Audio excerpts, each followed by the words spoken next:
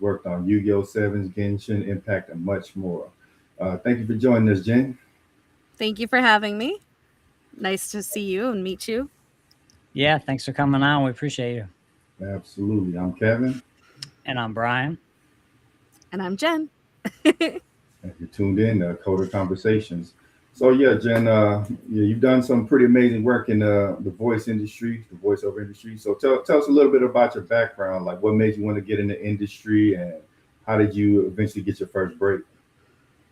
So I was a theater major originally, and Oh, yeah, so being plus size and not a dancer, you have to be a triple threat for Broadway purposes: okay. dancing, singing, acting.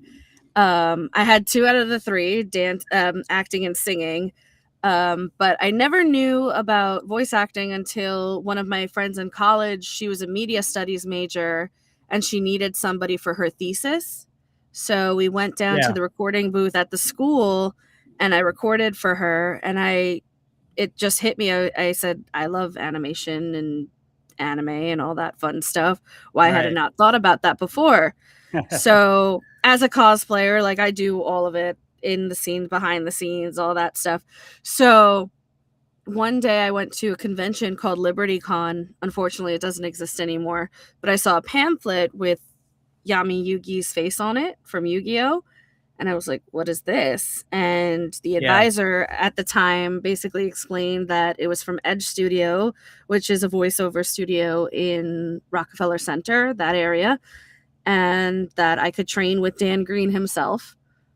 Oh, wow. And I being me, I was like, oh yeah, this is whatever. I'll take it with a grain of salt, but sure, if he wants to evaluate me, cool. But it ended up being the real deal. And I met Dan, and he evaluated me for my acting experience, and then we worked toward my demo, and then we took multiple classes, and then I met Darren Dunstan, who was a part of Yu-Gi-Oh! He directs and casts it, and the rest was history. So I just continued to take classes, continued on that grind. I'm still on the grind, and anything that comes my way is a blessing. So Yeah. What super is happy about that. what do you like most about your career?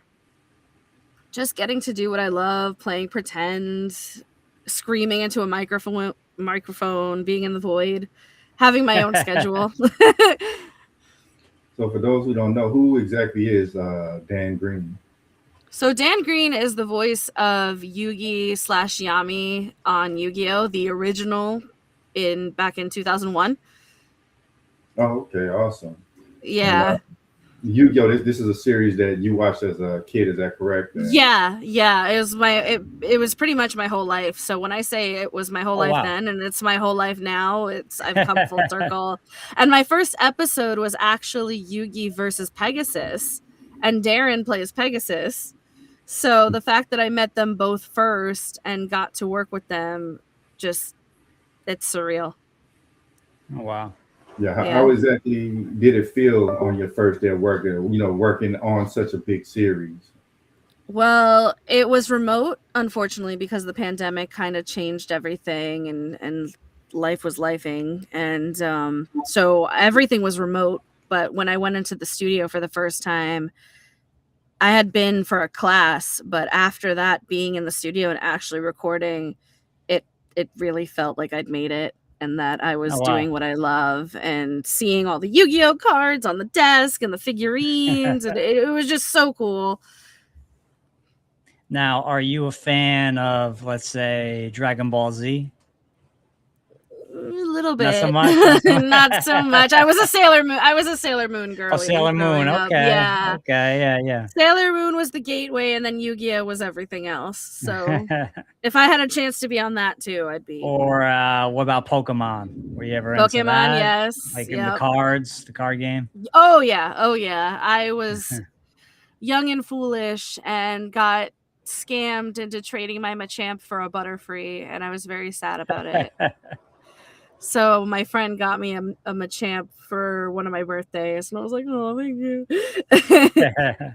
Nice. So, So, like, you kind of start off working remotely. Do you think you would have preferred going in person versus working remotely? I know, especially with in person, you get to feed off the energy of your, co-actors. Well, you actually don't. It's all individualized. So unless it was maybe like a Disney Pixar or a big movie, you're pretty much by yourself the whole time. So even if Okay. I was home or in the studio, I wouldn't be recording with anybody.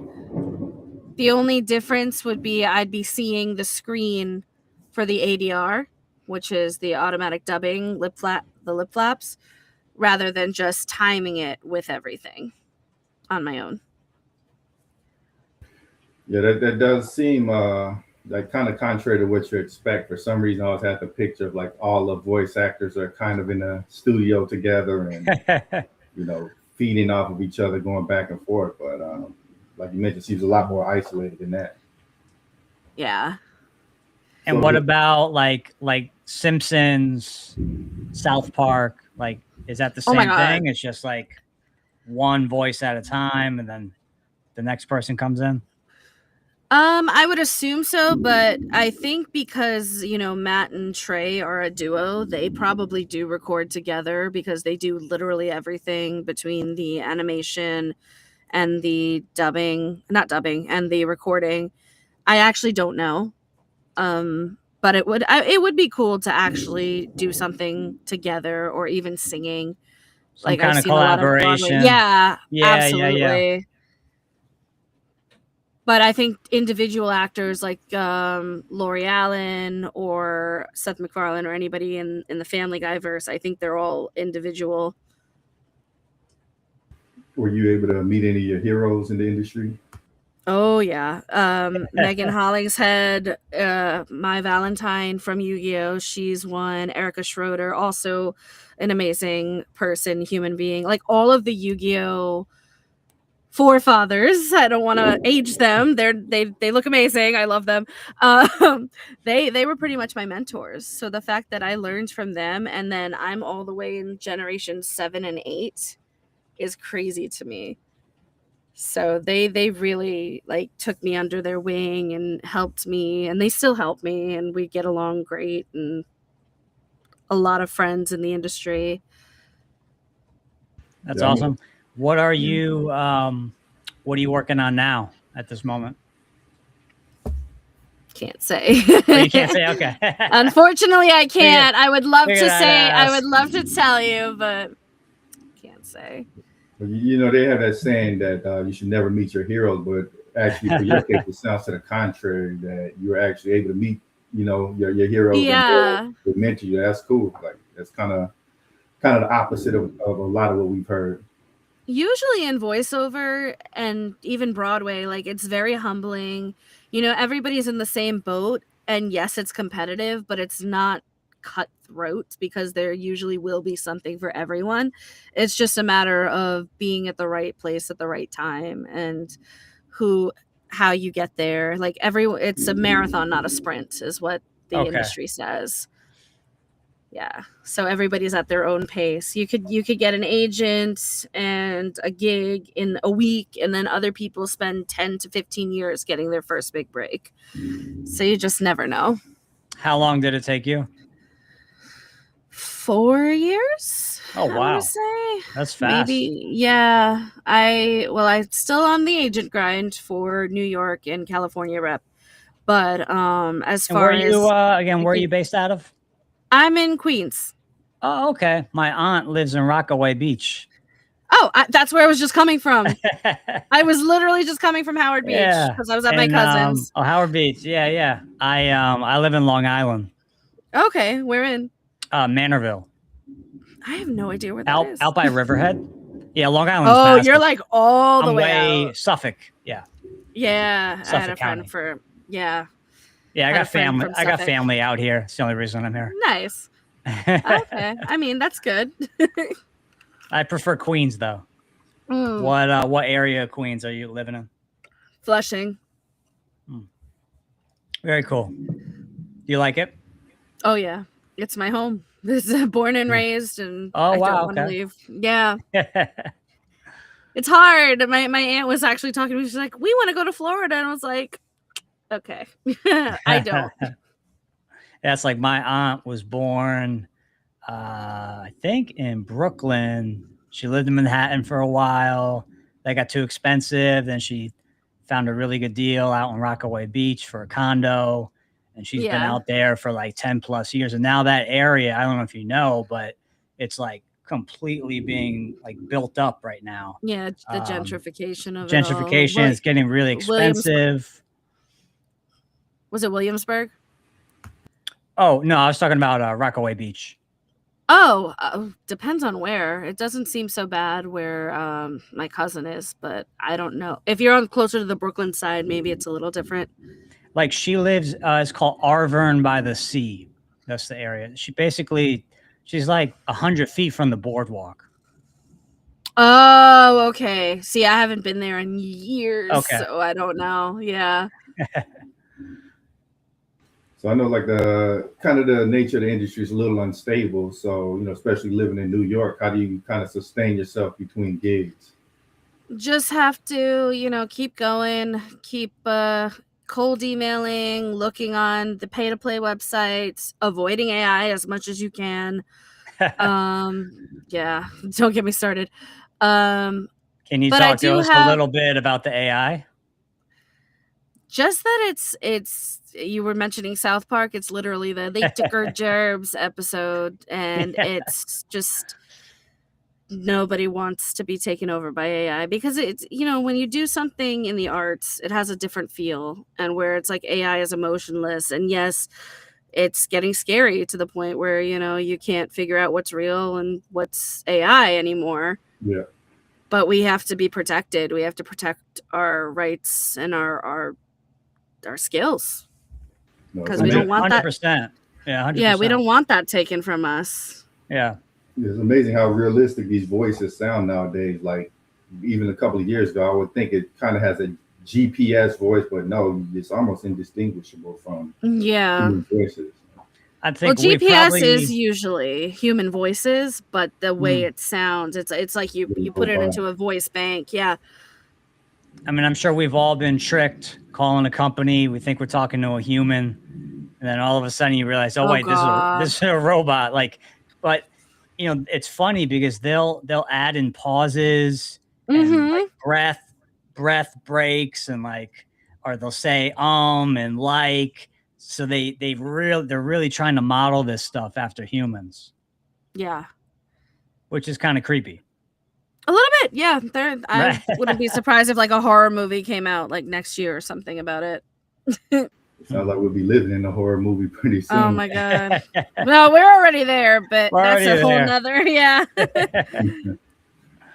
So like how do you protect yourself? I know a lot of these companies are like, oh, we can cut costs if we just use this AI. What are you like doing to kind of make yourself look irresistible in lieu of the AI? Like, hey, you need to get a human. So National Association of Voice Actors actually created something called a Wave Rider for AI. So if you do sign a contract with a certain studio or a company, you have to guarantee that they sign that to make sure that you don't have your voice donated to AI. And that'll be your protection. So yeah, it's free to use, and most of the companies say yes. But if they don't, then unfortunately, you have the choice of whether to take the gig or not. Yeah, I think there is like a lot of legal battles ahead with the way like AI is sampling music, sampling our voices. I think so. Oh my god, I hate that. I hate it so much. I mean, the thing about AI is that it's trained on human material. None of what it's coming up with is original. It only seems original because it's so intricate, but really it's just like the graphics, right? If you say, okay, ChatGPT, draw me a boat in off the coast of Massachusetts in a storm, like it'll do it, but it's going to be drawing from real human paintings and human artwork. So to me, I mean, I think a lot of people are of the same thought mindset of that. I don't want AI art. If I'm gonna hang, if I'm gonna hang a painting in my room, in my living room, it sure as hell is not going to be AI. So Yeah, like, exactly. yeah, exactly. So yeah, hopefully, you know, there is more of a move. I think a lot of the younger generation, they're fighting back against like this whole digitizing everything. They're going back Yeah. Oh to yeah. physical and analog. You know, and I think that's a great thing, really. Yeah, they're realizing that, you know, Gen Z with their cell phones, with their social media, you know, like I guess it's called Gen Alpha. It Yeah. seems like they're rejecting that. They don't want to end up like Gen Z. So they're getting stuff like flip phones that, you know, don't have an operating system on them. It's just you can use it for calls or texts, which, you know, sounds kind of nice. I kind of wish we could go. I mean, I know we can't, but I wish we could go back to that, you know, the simpler times back in, you know, late 90s, early 2000s. Oh my gosh, yeah.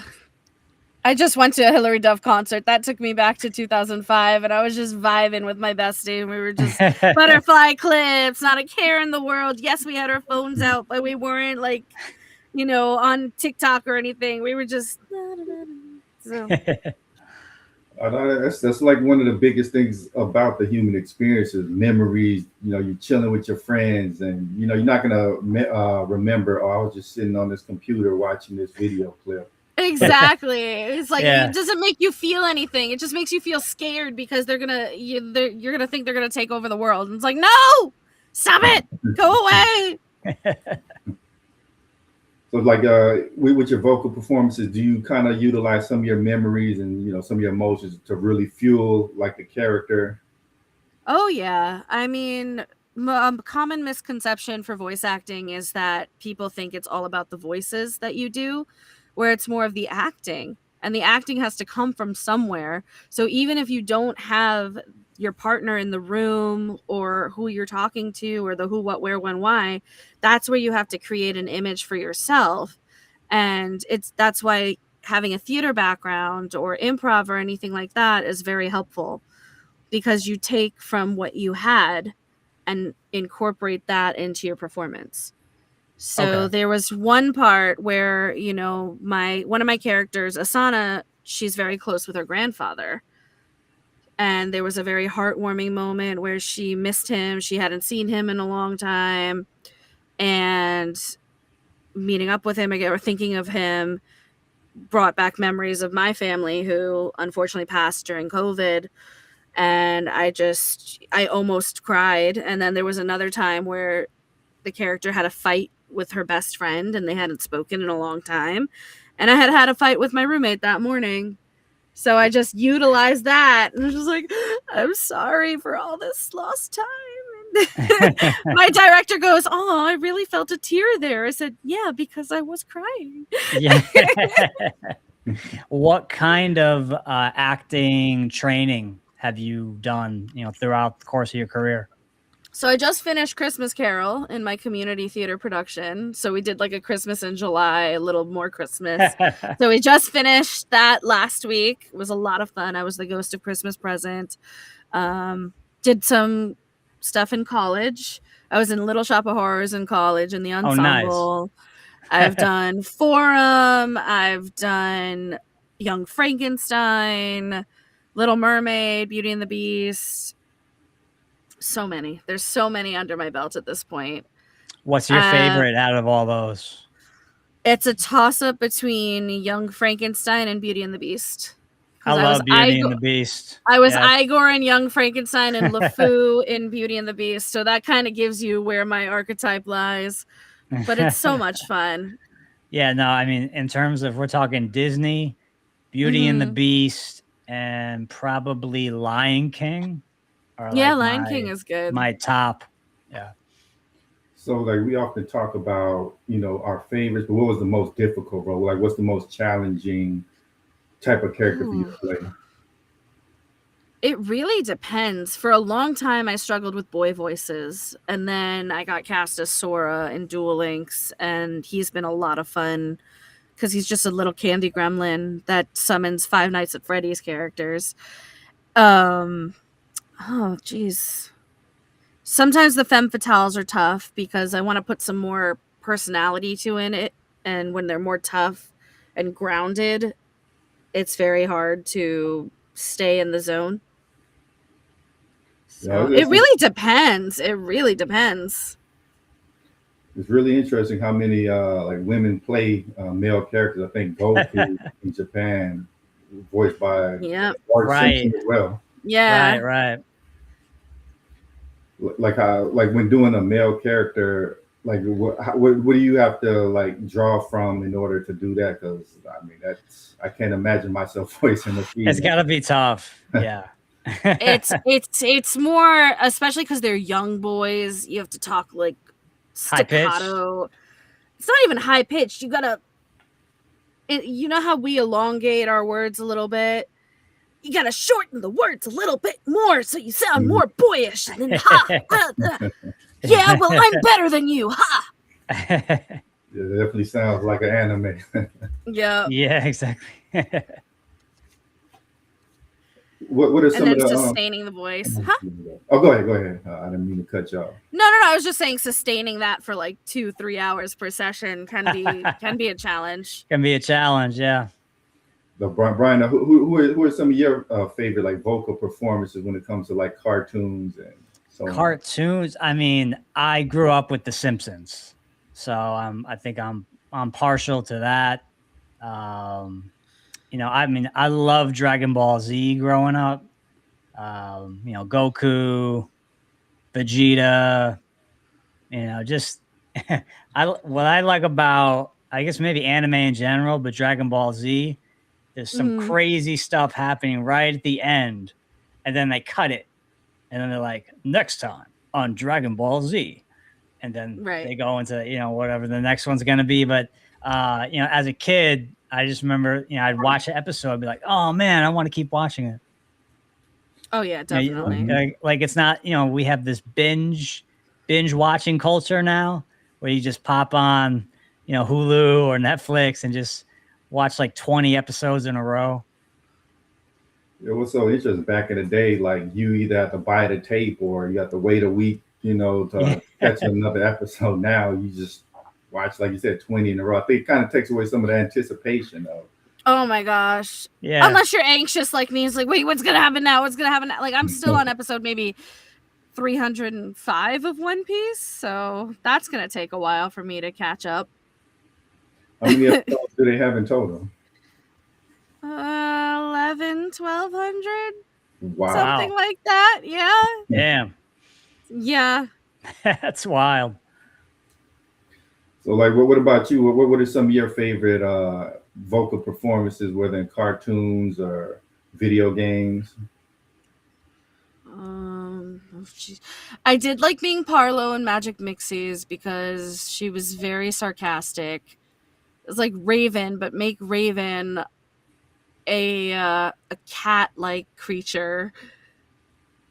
Anytime I get to use my Russian accent is fun. British accent.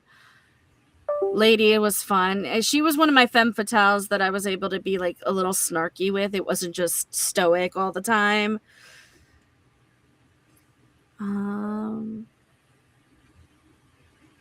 But yeah, I it's like picking your favorite child. Everyone says that, but it is true. With the thing with the accents, I know like that's kind of like a potential landmine. Like certain ones you could do, but others you gotta be like, nah, I don't know if I'm gonna. Yeah, you have to be so authentic. Yeah, like how do you avoid like you know the stereotypes and you know potentially offending somebody when doing those accents?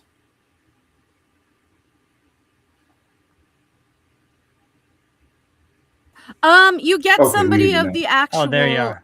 Yeah. Well, you get somebody of the actual ethnicity or culture, and don't risk yourself getting blacklisted. Right. If they want somebody of, a person of color, they'll mostly lean towards the person of color or the AAPI talent or Yeah, Swanamena, and like any of those. like this, you think back to the Simpsons, Apu, played by a white guy, I'm pretty sure. Yeah, but he got replaced. He felt that he got now replaced. Oh, wow. he stepped down because of the stigma of being more authentic. Interesting. Yep. So like, how do you avoid getting typecasted? Like, okay, you're really good at this one role, so they just want to keep you here forever. You branch out, you make your demos, you show them your reels, what you can do. You're not just a one-trick pony. You keep auditioning until they hear something that they like. You never know. You could think you have the worst audition in the world, and then 6 months later they call you and say, oh, we really loved you as that character. Can you... Or they'll say, hey, we didn't like you for this character, but can you be this character? So you just never know. Yes, that's what sometimes it seems like when it comes to success, like the thing that you hated, that's the one that everybody loves, and the ones you love, it's like nobody's responding to it. So it's just like you just got to put yourself out there and let the cards fall where they may. That's kind of like in music, you think about the one-hit wonders. If they're touring or whatever, everyone's just waiting for that one single. They don't really care about any of your other music. They just want to hear like, what's that song? Two Princes? I don't know. That's got to be annoying for, like certain people, let's just say Jaleel White, Steve Urkel, like they just want that all the time, or, Carlton Banks. Like, have you ever been in that situation where they keep trying to get you to do this particular thing? You're like, no, let me try something else. No, because I don't have an agent. So I mean, I have regional rep, and they usually will have me audition mostly commercials or video games is what I see more often. So I haven't had that privilege yet of being typecast. But I'll go for anything. I'll expand my horizons any way I can. So if I feel like I'm getting continuously typecast, like mothers or little boys or the girl next door, I'll just be like, hey, you think I could be a villain this one-shot episode? And then they just like you for that villain, and then go on, oh, she's good at villains, or oh, she's good at old lady, or she's good at the witch, Right.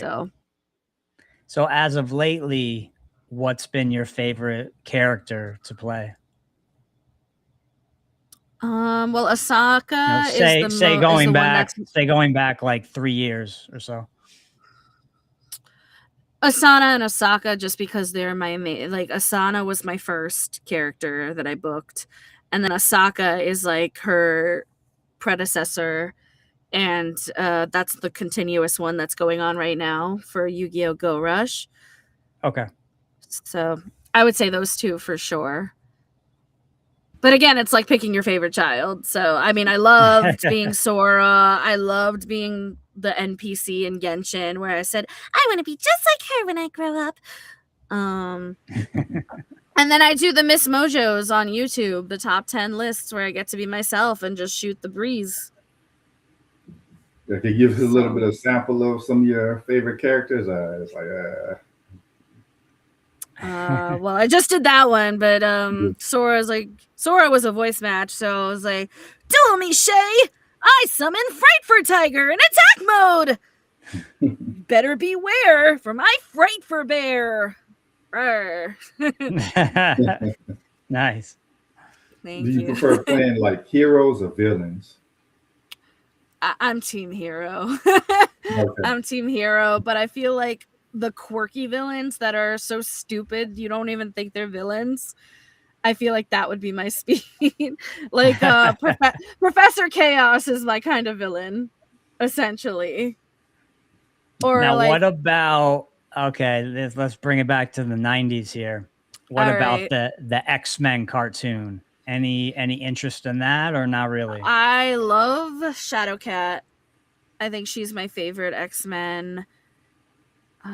Villains, I can't really think of any villains right now. Emma Frost, maybe. I would love to be Emma Frost. But she's kind of like a heel turn character. So yeah, maybe like one of those. The anti-hero, the villain turn hero. Or even the hero turn villain for a little while. Mm. Yeah, I feel like that could be fun. So who would you pick, Brian? Who would you voice? Oh, if I could pick From any character. X-Men. Oh, Yeah. from X-Men? I love Gambit, I think. You know, with the cards and the staff. I don't know. I just always thought he was awesome. I was gonna say you seem like the Gambit type. Spot on. Yeah. You know, for me, I think I'll pick Apocalypse. I don't know. I've always liked Apocalypse. You're going epic. You're going epic. That'd be fun. That'd be interesting. We're staying on theme with the Yu-Gi-Oh and the Egyptian and the cards, so you know, crossovers. Okay. Let's just say, if you were to cast Brian for someone in Yu-Gi-Oh, who would you cast? Oh goodness. I could see a Joey. I could see the best friend. I could see Bakura. He's British though. Can you do a British accent? Oh, I'm terrible at the British accent. Okay, then maybe Bandit Keith, actually. I can say like, okay, cheers, mate. But that's more Australian. No, you know what? I see Bandit Keith.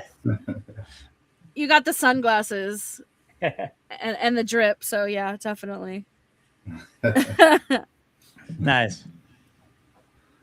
So like, what are some of the upcoming series that have really been catching your eye that you would like to work on, whether it's video games or movies?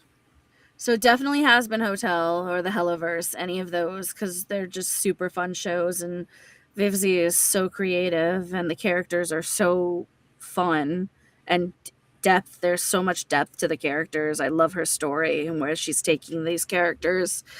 I would love to be on Pokemon at some point.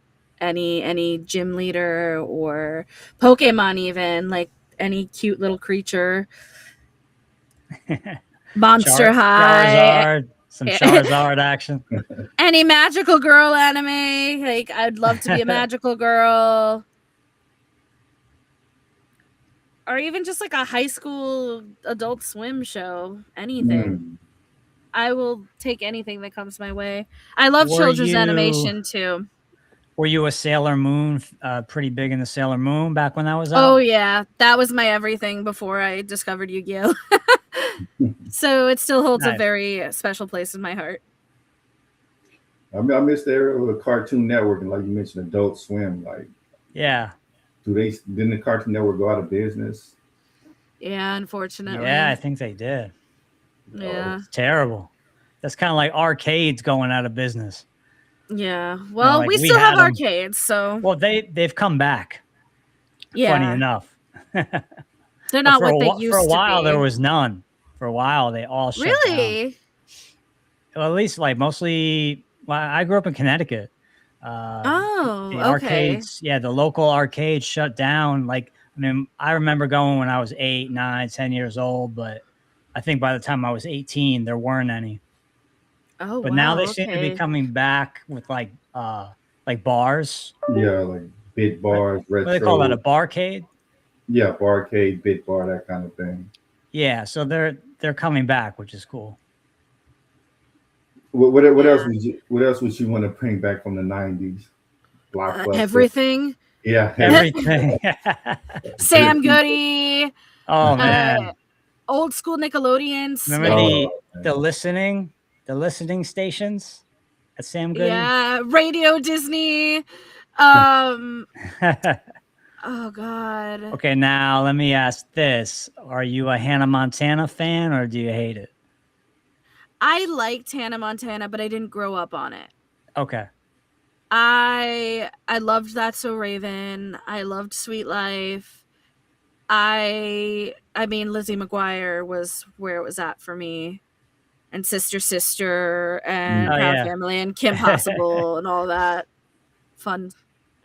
Or taking it even further back, Clarissa explains it Oh, all. I loved Clarissa. What I did was you too think young about- to understand it at first, but I actually did a rewatch because Sabrina. I loved Sabrina too. If they did another Sabrina the animated series, oh my god, You'd be down. I would so be down. Do they even have like? I mean, I'm sure on Netflix they have a couple of sitcoms, but it was nothing like TV was. You know. Yeah, it wasn't like what we have now, like Keenan and Kel, Yeah. all that. Yeah, all that. Yeah, we had Kirk Fogg on and Phil Moore from Nick Arcade. That was pretty interesting. You remember Yeah. Legends of the Hidden Temple, or was that Yep. kind of before your time? Okay. Yeah, that was No. so we I'm had aging myself. we had the host Kirk Fogg from Legends of the Hidden Temple. He's actually coming back pretty soon, I think. Same thing with Phil Moore from Nick Arcade. So Yeah. definitely very interesting getting to kind of talk to, I don't want to say heroes from childhood, but people that you looked up to when you were growing up, and now you're actually talking to them on a podcast. So it's a bit surreal. Yeah, I could imagine. I mean, I actually did one of my demos with Richard Horvitz, who was Invader Zim. Oh wow. And I mean, he's working on the Helliverse now, but he is a gem, and he's what I find also from the old school generation of cartoons. Conventions were not as popular as they are now. So the fact that I'm seeing them through the lens of our childhood, growing up with them, but seeing them doing what they love, bringing out their childhood selves. It's like they're a kid through these cartoons that they've portrayed, and it keeps them young, and you see them, they love what they do, and seeing that they love what they do is an inspiration for the newer generations to come. Like Tara Strong has the voicelings thing for voice actors aspiring and in the biz now. And you have a bunch of people offering classes and just hearing stories, and it's touching. It's bittersweet, not bittersweet, but it's wholesome. It takes you back to those memories, like you said. I wanted to ask you, for our audience specifically, people that are studying voice acting, or they just thought about, hey, this would be a pretty cool career to get into. Like, kind of what's the entry point, the starting point that someone that's entry level, they're very green, they're just starting to get their feet wet. What would you recommend for that person? Take acting and or improv classes if you haven't. Find a community theater, local or otherwise. Just start getting your feet wet for the acting perspective of it. Read out loud if you want to do audiobooks. Make sure you get, that sort of part of the field in. And then there's D. Bradley Baker's Bible, I Want to Be a Voice Actor.com, which will give you the behind and the steps to what you need to do when you're ready to get your studio set up, when you're ready to get a coach, when you're ready to get your demos, and so on and so forth. So make sure this is something you want to do, it's a lot of work, it is right? a commitment. Yeah. I don't want to be like, not everybody can do it, because, I don't want to dissuade anybody, but you have to commit if you are passionate about this. No, I agree. I think, a lot of times people say, oh, anybody can just get into this field. But, I mean, I guess maybe technically they can, but when times get hard, you're not getting the opportunities you want. You have to want it to stick it out and see it through until that next opportunity. Well, and Kev, that's what we've seen sort of time and time again with these video game industry people. There's so many cuts that get made regularly, but they love the industry so much they just keep going. Like our buddy Alex Offer, that was on the show a while ago. What company was that, Kev? Was that Activision? Blizzard. Oh, Blizzard. Yeah. He was working at Blizzard. Oh, okay. But then he got let go. And then I think, where did he end up at Microsoft, Kev? Yeah, Microsoft. Yeah. So, people in the game industry that really like it, they put a lot of themselves into it. Oh It's yeah. not just like your typical 9 to 5. Like they clock out of work and then either they're playing games or they're making games or designing or something. There's always that extracurricular side to these people. I've noticed. Yeah. Definitely. I mean, it really just depends. There's so many fields of voiceover you don't even think about. Like you mentioned arcades earlier. That little wahoo when you put a coin in, that's a voice. You know, Yeah. that little let's go, that's a Yeah, let's voice. go. Like you never know. I mean, I've done a few slot machines for China. I don't Oh, wow. like place your bets. You just Yeah, right. You wouldn't even think, but or toys or like, you know, the little gremlin toys where it's like the little spinny books. There's so many different ways that you can go. So you might okay, feel like you're not so good for audiobooks, but you could be good for the toys, or you could be good for PBS shows and not good for anime. yeah, I wanted to ask you, to take it back to the 90s, what was your favorite toy?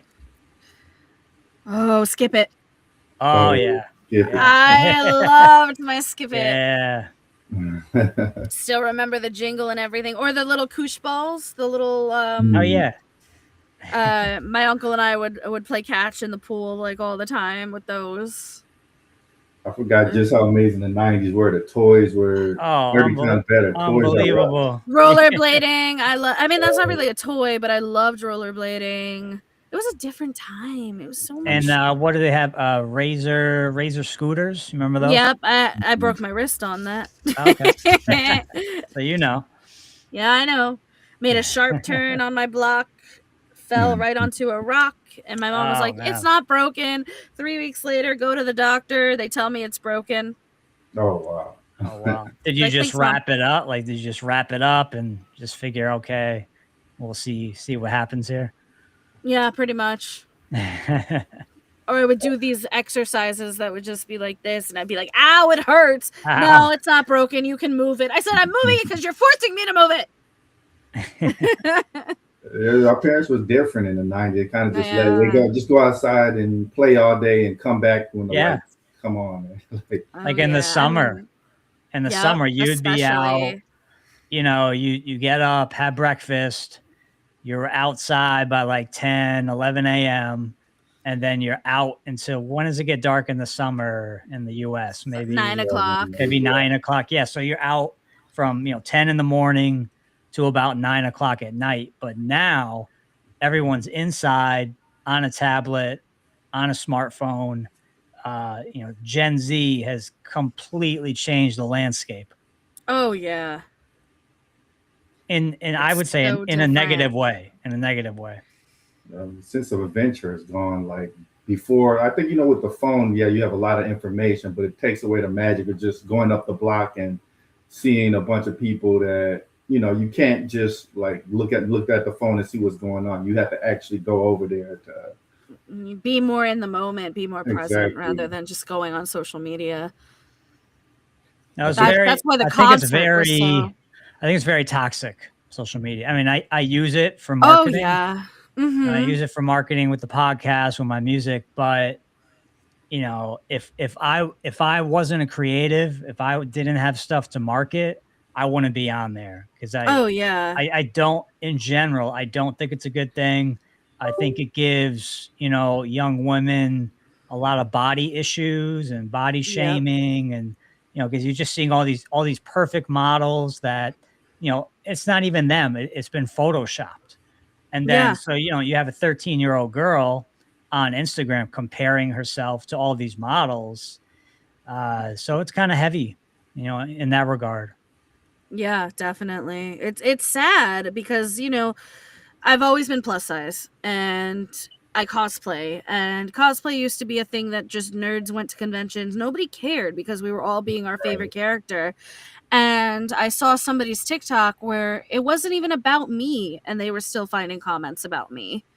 And I was like, why can't you why do you have to pick on somebody when they're Yeah. We kind of brutal. Yeah, and it's one of those things where it's like there's no point in being mean. People are here Yeah. doing what they love to do. You only get one life, you know?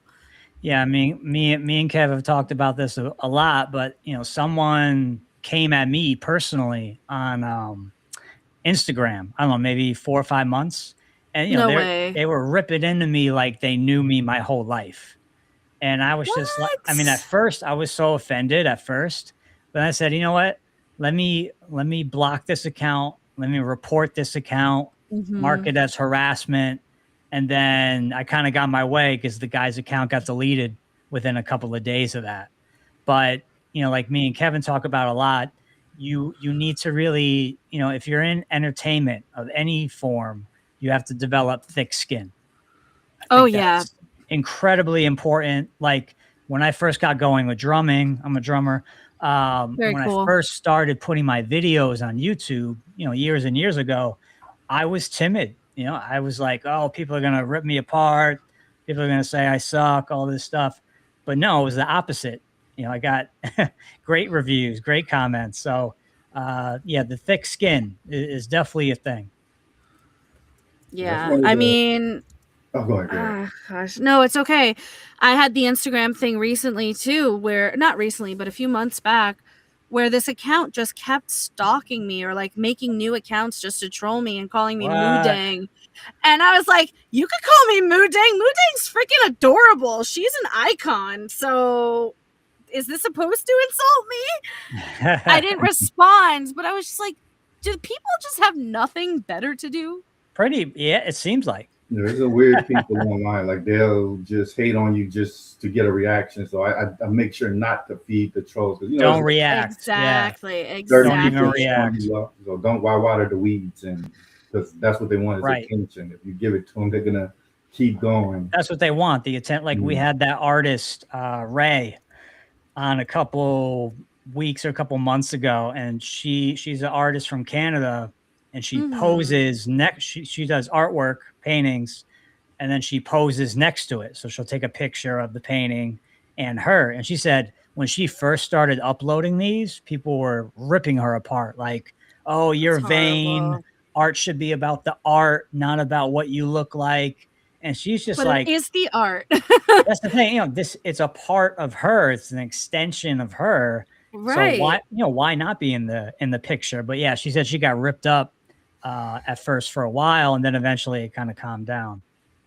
I think it's kind of Oh, like the rites of passage. Like you're getting attention even if it's negative, but if you stick with it, then people shift. Like now all of a sudden they like you because you kind of withstood the storm. I don't know why it works like that, but I've been in a situation where people are going at me, but I just stand tall, and eventually they're like, "Oh, okay, this guy's resilient." So Yeah. now they like you. And then people respect that all of a sudden after they were just trying to rip you down the second before.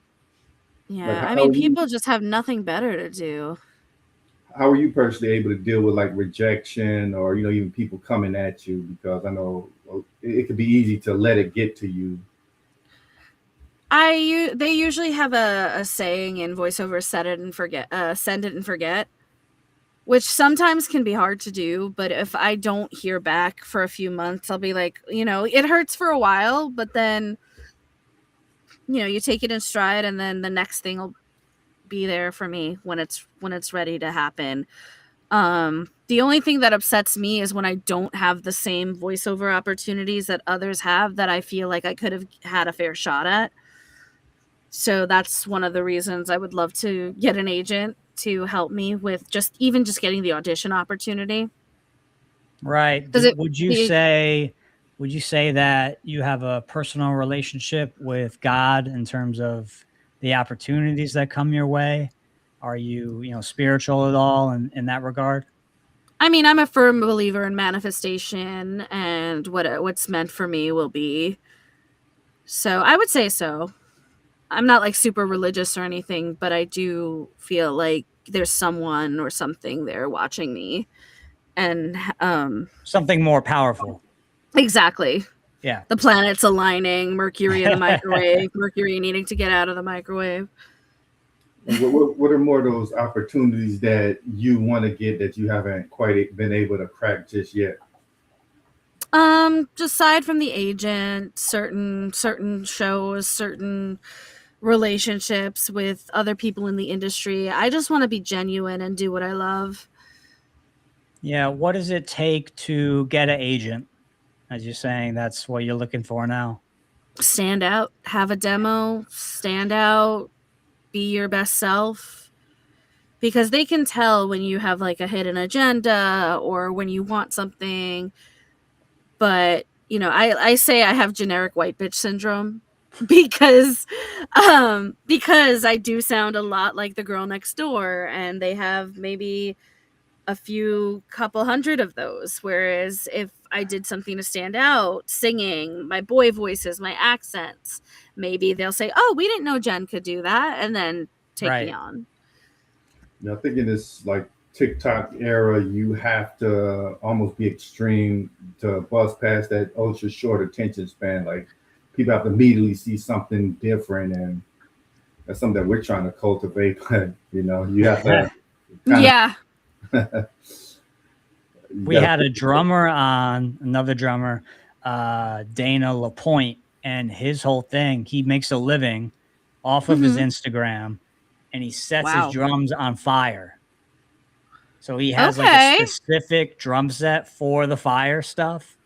And then he films himself playing, and he now had what, Kev? He's at 2 or 250K following. Something like that. Something like that. So, when we're talking about little gimmicks or little tricks for him, because I remember I found him. I was just scrolling through Instagram one day, and all of a sudden I see this guy, his sticks are on fire, the cymbals are on fire. I'm like, whoa, like what's going on here? And he said, yeah, that's kind of the first fire video he did. His account just blew up, and it's just been blowing up as he does it more. So there's definitely something to be said about having a gimmick. Yeah. It kind of sucks. Like you don't want to be like the character or whatever, but you have to have some kind of signature move. I've seen this guy, he sprays cologne in the air and snatches it, and now 2 days later he has like 200K followers. Wait, he does what with the like he sprays a cologne in the air, and then he snatches it and he grabs it, he rubs it on himself, and like he just blew up. That's funny. We live in a society, man. I don't listen. You do you. I'm happy for whoever is doing their thing. Worlds. Yeah, exactly. That's crazy. No, it's so bizarre. Like I would have never thought growing up you could get paid to play video games all day just streaming. Right. And they get paid more than like our parents like go be a doctor, be a lawyer. But this guy playing video games all day, he's getting paid like tens of millions of dollars. Yeah, right. Some of these people are making millions. Some of these streamers. It's crazy. And VTubers too. Oh, what is that? I haven't heard about that. So a VTuber, they make their own characters. They're kind of. Have you heard of like Vocaloid and like Hatsune Miku? Oh yeah, I've heard of that. It's kind of like that, but they make their own characters online. So instead of my face, it would be the character overlay. So while I'm talking, the character would be. It's kind of like a virtual reality character. Yeah. Okay. Yeah. Which is wild to me. They're making a living doing that, or? Oh yeah. They're guests at conventions, and I said to one of my friends, because I'm not really a big gamer, unfortunately. Sorry, don't at me, people. But I wanted to know. Iron Mouse is one of the most popular, and unfortunately, she has some sort of autoimmune disease, so she can't go out. Oh, wow. So I said to one of my friends who's a big fan of hers, how does it work? And they put her through the screen like Zoom, and she can see you like this, but they take a picture through the computer with the cosplayer. I was like, that's fascinating. Wow. Yeah. They're a different world. Like Very much so. Yeah. So yeah, we're getting to the top of the hour. Brian, did you have any closing questions? I like to ask this question to our guests every now and then, just kind of playful question. If you were to step into a time machine today and go back to when you were, just entering high school, let's say 14. If you Okay. go back and then meet your then 14-year-old self, what would you say? What advice would you have? Like, oh, watch out for these people, or don't take that bus, don't get in that car. What would the strategy be? What would you kind of get across to your younger self? Embrace your weirdness, do what you love, and just keep going. Yeah, that's like the Because time you heard keep going. yeah, eventually, something will give and the weirdness will pay off. You're the weird Yu-Gi-Oh Sailor Moon girl for a reason. No, that's crazy. Like we've heard that so many times, seen it just on like I think Brian, you seen it on your mom's fridge as a magnet, right? Keep Oh going. yeah. It says, Yeah. I think it says don't quit. Okay, yeah. And I didn't put that there. Just I walk into the kitchen, I'm like, okay, don't quit. Okay. It's like, okay, God, like I hear you loud and clear. I'll keep going. I'll It's just keep so going. true.